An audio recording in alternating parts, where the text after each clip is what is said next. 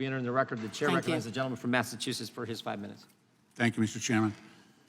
Mr. Chairman, one of the saddest parts of this fabricated circus of outrage is the drumbeat of attacks that I have seen against the men and women of the Department of Justice and the FBI, many of them armed service veterans who in their earlier careers actually put on the uniform of this country and served honorably, as well as attacks against Department of Homeland Security, CDC, and Health and Human Services.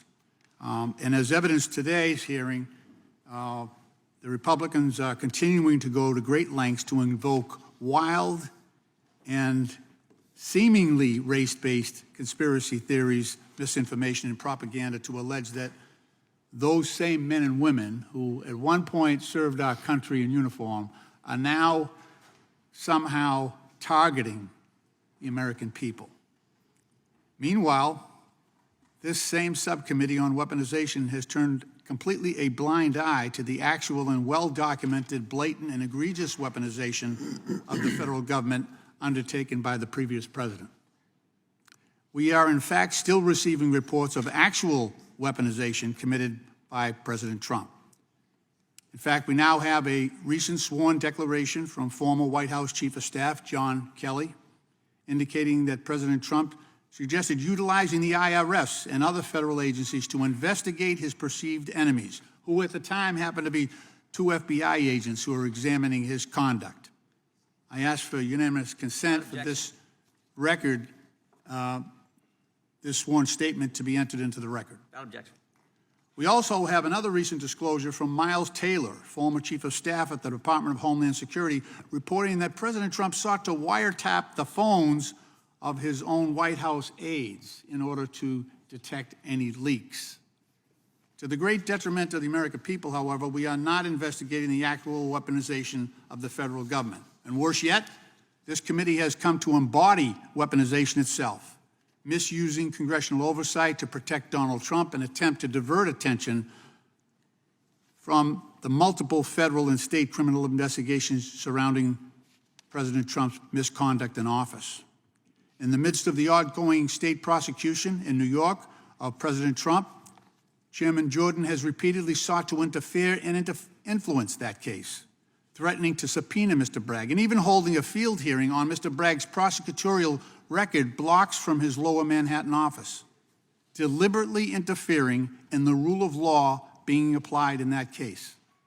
The Republican members of this committee have also followed the shameful example set by the former president in targeting the independent federal law enforcement personnel that have sought to hold Donald Trump accountable. These are the good and patriotic Americans trying to uphold the rule of law within the FBI and the Department of Justice. In the same vein as President Trump describing the Department of Justice and the FBI, my Republican colleagues have described these individuals as scoundrels, quote, vicious monsters. And the chairman of the other Republican members of this committee have continually described these agencies as, quote, corrupt, out of control, and rotten to the core. These are the men and women who are serving our country in the Department of Justice, trying to uphold the rule of law.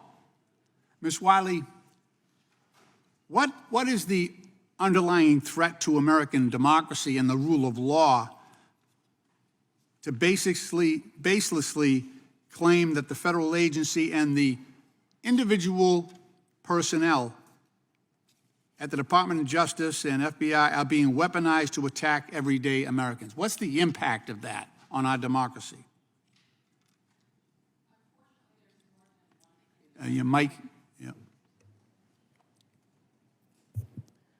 Okay. Unfortunately, Congressman, there's more than one impact.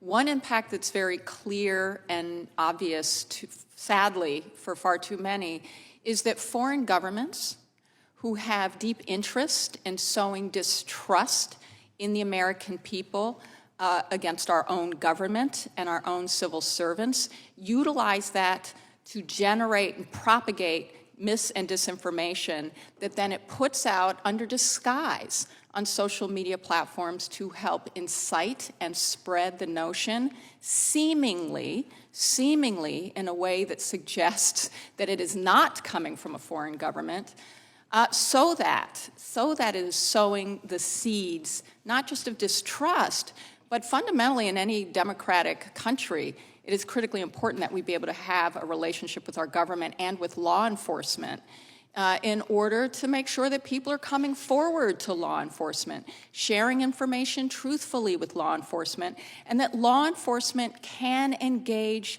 in investigations into any version of potential crimes that have been committed in violation of our own laws without interference and without the refusal or inability to do so in a manner that also holds the privacy and protection of people's rights by also keeping that quiet, which is centrally important to criminal investigation. I'm the gentleman from Massachusetts.